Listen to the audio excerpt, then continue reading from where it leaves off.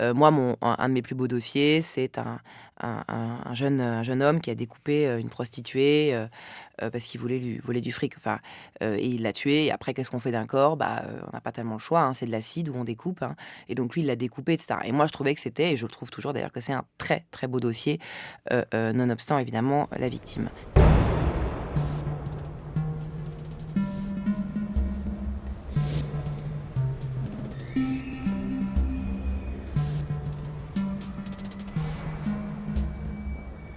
Ça va faire, 8 ans que je suis avocate et 7 ans que je fais, quasiment que du pénal. J'ai une fascination pour les faits divers et pour l'humain ou ce qui paraît, inhumain. Tueur en série, j'ai pas fait, j'ai des violeurs en série, j'ai des agresseurs, enfin j'ai des gens qu'on n'aurait pas forcément envie d'avoir, dans une impasse quand on rentre chez soi, qu'on n'invite pas forcément à dîner. C'est comme dans la vie, il y a des gens qu'on trouve, sympathiques et d'autres non. Il y a plein de mes clients que je trouve pas sympathiques du tout, ça m'empêche pas de les défendre et de faire vraiment, corps, si je puis dire, avec eux à l'audience.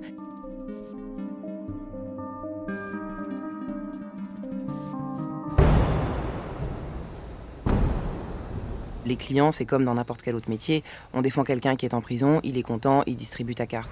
Là, c'est pareil et il s'avère qu'en général, les délinquants sexuels en détention, même si personne ne sait pourquoi ils sont là, eux, entre eux, ils le savent. Ceux qu'on considère comme étant les pointeurs, c'est-à-dire ceux qui sont accusés de viol, ou d'agression sexuelle, enfin les délinquants sexuels ou les pédophiles. Donc du coup, ils se refilent ta carte en disant, «Elle, ça va, elle m'a bien défendu» ou «C'est OK» ou «J'ai eu un super résultat» ou je sais pas quoi et du coup, ils transmettent ta carte de cette manière-là. Donc plus tu défends des violeurs et plus tu défends des violeurs, en fait.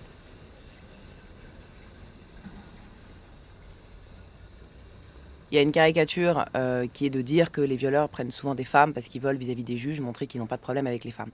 Je suis pas sûre qu'on défende différemment en étant une femme ou un homme, je crois pas forcément à ça, mais quand j'arrive dans le box, ou quand j'arrive en détention à Fleury et que je parle avec lui, j'ai pas l'impression d'être une femme. Alors évidemment, j'arrive pas forcément, en maillot de bain ou en mini-jupe, mais j'ai pas l'impression d'être une nana et surtout je juge pas ce qui s'est passé. Bien sûr que si jamais c'était une de mes amies qui était concernée, évidemment que je ne pourrais pas, serrer la main de ce type ni le regarder dans les yeux. Mais là, c'est pas comme ça. Vraiment, je pense qu'il y a une histoire de temps. Le fait d'arriver après fait que forcément, tu as pas le même regard sur ce qui vient de se passer. C'est acté, ça s'est passé. Comment on fait maintenant? Ou pour le juger, pour le défendre, pour le soigner et cetera. Donc, même si avant l'audience, je ne l'aime pas, ça devient mon meilleur ami, le temps de l'audience.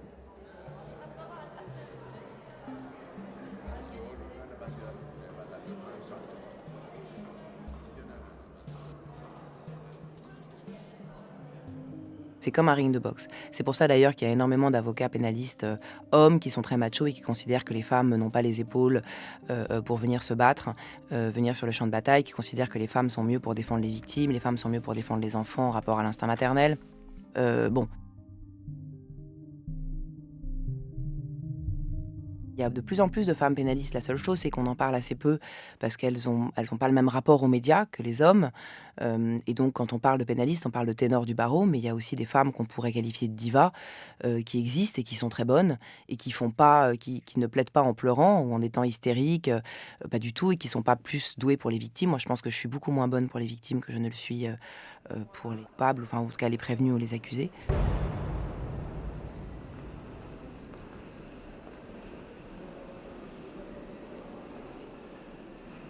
Ça m'est déjà arrivé d'avoir un acquittement d'un mec qui est coupable, ça m'est déjà aussi arrivé d'avoir un mec qui reconnaît les faits d'expliquer le passage à l'acte de manière complètement fantaisiste à l'audience et que ça passe. C'était en l'occurrence un assassinat, entre 2 hommes. J'ai fait raconter, un peu n'importe quoi aux clients, enfin et la cour l'a cru et ça les a attendris et il a été condamné un peu moins sévèrement que alors je sais pas si c'est que ce qu'il méritait, mais en tout cas qu'il aurait pu l'être si la version avait été autre. Pour le coup, effectivement, on s'éloigne de la morale, hein, c'est évident, mais encore une fois, chacun son job. Moi, je suis pas soumise à la vérité. Il faut, n'avoir que comme seule, ligne de conduite l'intérêt du client. Donc c'est vrai qu'il faut pouvoir, ménager l'art, pas forcément du mensonge, mais de la dissimulation. Moi, mon job, c'est de proposer un scénario, et il s'avère que mon scénario a été retenu. Ben, génial, tant mieux pour moi, et tant pis pour les policiers qui ont fait l'enquête, peut-être trop vite, peut-être pas comme il fallait, qui ont pas les éléments suffisants. Pareil pour le juge. Voilà, c'est le principe de la justice, quoi.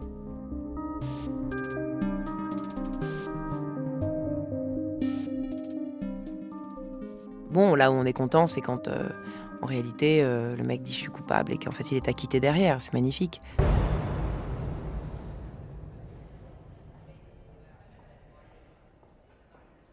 Contrairement à ce qu'on pense et contrairement à ce qui peut être dit, la justice en France est très sévère. C'est un tank qui avance sur vous et c'est très compliqué de pas se faire écraser. Les jurés, ils connaissent pas la justice, c'est la première fois, ils ont vu ça à la télé et cetera.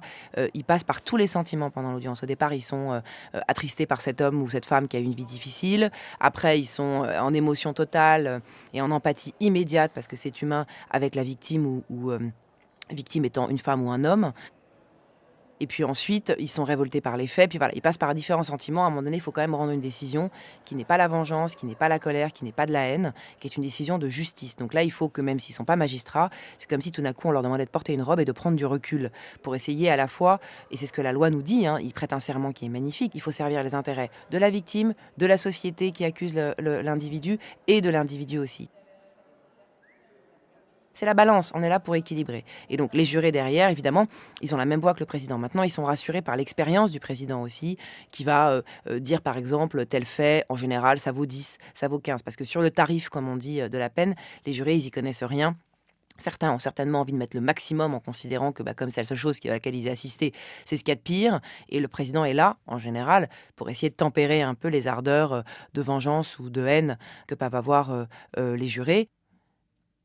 Évidemment, et là c'est la roulette russe de la justice, on sait en fonction de, l'endroit où on est jugé et de celui qui vous juge, on sait qu'on peut manger, très cher et que pour les mêmes faits, on prendrait, 5 ans de moins ou 3 ans de moins, ailleurs quoi et ça change tout, en fait.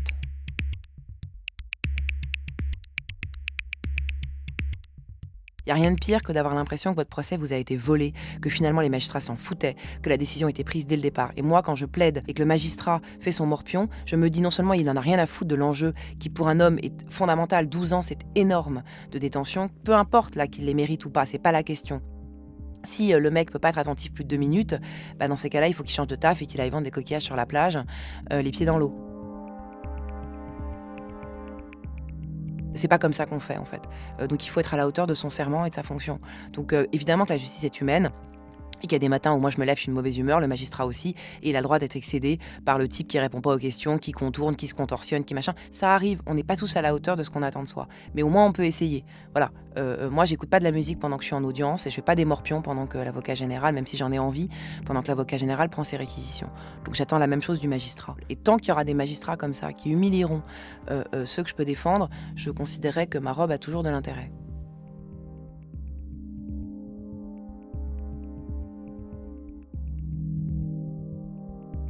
C'est beaucoup plus simple de juger un méchant, de condamner un méchant, comme ça on se sent pas coupable en sortant, on lui a filé 10 ans, il mérite bien, prends ça dans les dents, t'es qu'une ordure. Et c'est vrai que, quoi qu'il dise, ça va jamais. L'individu reconnaît les faits, on considère que c'est normal, on va quand même pas lui décerner un bon point, maître, hein, c'est un minimum.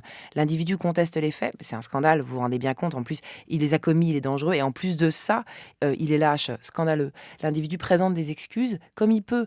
C'est pas forcément stratégique, c'est pas forcément une idée de son avocat, parfois il regrette sincèrement, évidemment, ce qui s'est passé. Il présente des excuses, on considère que c'est scandaleux, monsieur, c'est un peu facile, fallait y penser avant, ça suffit pas, c'est que des mots. Il en présente pas, on considère que c'est scandaleux, il pourrait quand même au moins avoir un mot pour la victime, un regard pour elle. L'individu se met à pleurer dans le box, on considère que c'est scandaleux, il pleure sur lui, les larmes elles sont pas de ce côté-là, les larmes elles sont sur le banc des victimes. Mais en revanche, si l'individu ne pleure pas, on va se dire, et ça rentrera dans la caricature, ah bah voilà, il est froid, il s'en fout, il ne ressent rien. Et ça, s'il y a un truc que je fais systématiquement avec mes clients, c'est de leur dire, voilà, quoi qu'il en soit, vous n'arriverez pas. Vous n'arriverez pas à réparer ce qui s'est passé. C'est trop tard, en fait. Acceptez d'avoir le mauvais rôle. Faites en sorte de pouvoir dire ce que vous voulez dire, parce que s'il y a un truc thérapeutique, c'est peut-être pour vous. De toute façon, on part avec un handicap énorme. On est dans le box.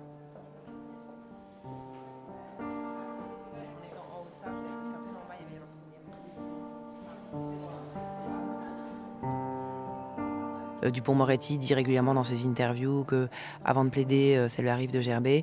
Je comprends ce sentiment comme ça il y a évidemment un peu d'ego, hein, mais c'est aussi cet enjeu énorme pour le client derrière et puis surtout la peur de se rasseoir en disant: «Est-ce que j'ai oublié quelque chose? Est-ce qu'il y a l'argument, qui changera tout, qui va tout retourner, que j'ai oublié? Est-ce que la démonstration que j'ai faite est à la hauteur de ce que le client attend?»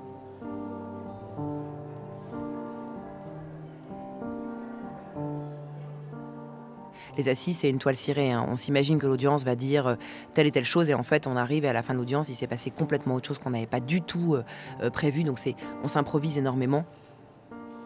Il y a une règle, hein, c'est qu'on ne pose pas de questions dont on ne connaît pas la réponse. Sinon, c'est un boomerang, hein, dans la gueule. Mais au-delà de ça, pour les assises, je passe la nuit à reprendre les différents éléments et à essayer de trouver le meilleur recul ou la meilleure façon d'exposer ce qui parfois est atroce, non pas en dédramatisant, mais simplement en essayant de poser les choses et en respectant d'ailleurs l'équilibre, hein, de l'audience. Je dors en général assez peu, ce qui fait que j'arrive le lendemain matin, complètement déchirée, mais en même temps tendue, parce que le stress est très, très fort. Ça fait très peur de plaider aux assises et je me dis que le jour où je serai plus stressée, il faudra vraiment que je change de métier. C'est un peu comme quand on est devant son miroir, chez soi, on danse hyper bien, sous sa douche, on chante très bien, puis quand on arrive en boîte, la choré qu'on a prévue est pas bonne. Voilà, j'ai souvent peur de ça avec la plaidoirie. On se dit: «Ah, c'est pas mal ce que je viens de dire là», puis en fait, on se rend compte que ça tombe complètement à plat à l'audience. Bon voilà, c'est encore une fois, c'est la toile cirée et là, il s'agit pas de dire: «Pardon, en fait, je vais recommencer parce que là, ça me plaît pas». Non, c'est trop tard, ce qui est dit est dit.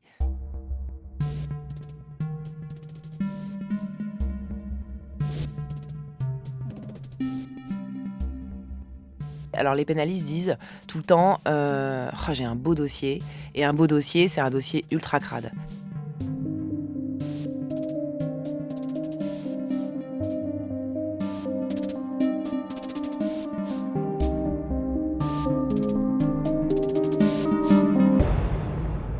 Les pénalistes disent aussi, «J'ai pris 12 ans», ce qui est une façon de dire: «Mon client a été condamné à 12 ans». Mais donc il y a parfois ça m'arrive aussi de plaider à la première personne en disant, «J'ai laissé la voiture à tel endroit, j'ai fait ça, mais j'ai un domicile». Bon voilà, évidemment je parle pas de moi, hein, je parle de mon client. Donc il y a une espèce d'appropriation du dossier, on fait corps avec le client et ça c'est on a tout un champ lexical, avec les pénalistes ou des blagues qui sont, des blagues qui ne peuvent pas, sortir de l'univers, des pénalistes.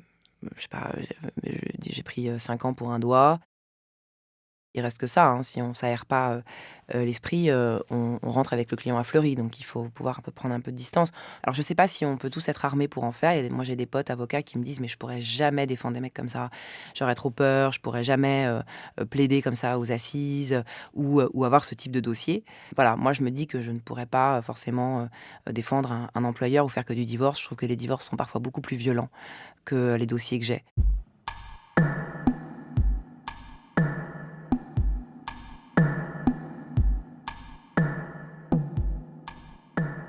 On est, contre les magistrats, on est contre le procureur, souvent contre les policiers, contre le client aussi, contre les autres confrères et dans des dîners aussi, on est contre les gens qui d'un côté, s'abreuvent complètement des histoires qu'on peut raconter parce que ça fait toujours un peu, pas rêver, mais, en tout cas ça intéresse toujours, les détails croustillants, les coulisses, de ce qu'on peut considérer comme étant l'horreur et puis oui, il faut défendre, son métier. Moi je considère que tout le monde a le droit d'être défendu.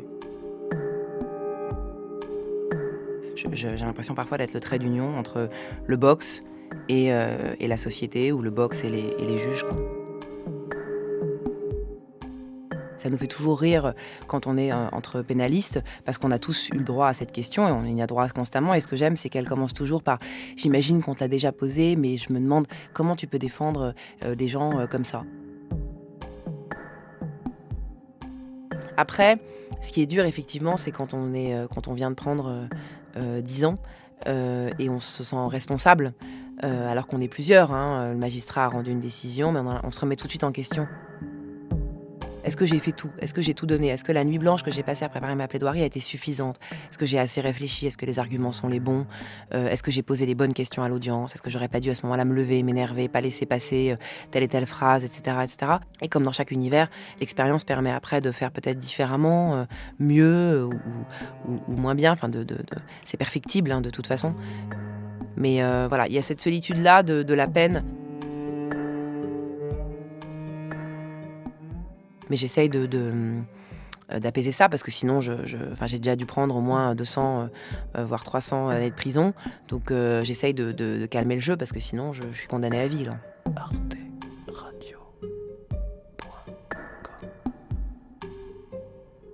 Le lendemain matin, je repars, la journée est nouvelle et enfin voilà, comme un médecin qui perd un patient, ça le rend triste, mais s'il se laisse trop abîmer par ça, c'est fini, quoi. Enfin, il faut qu'il devienne, pédicure, quoi.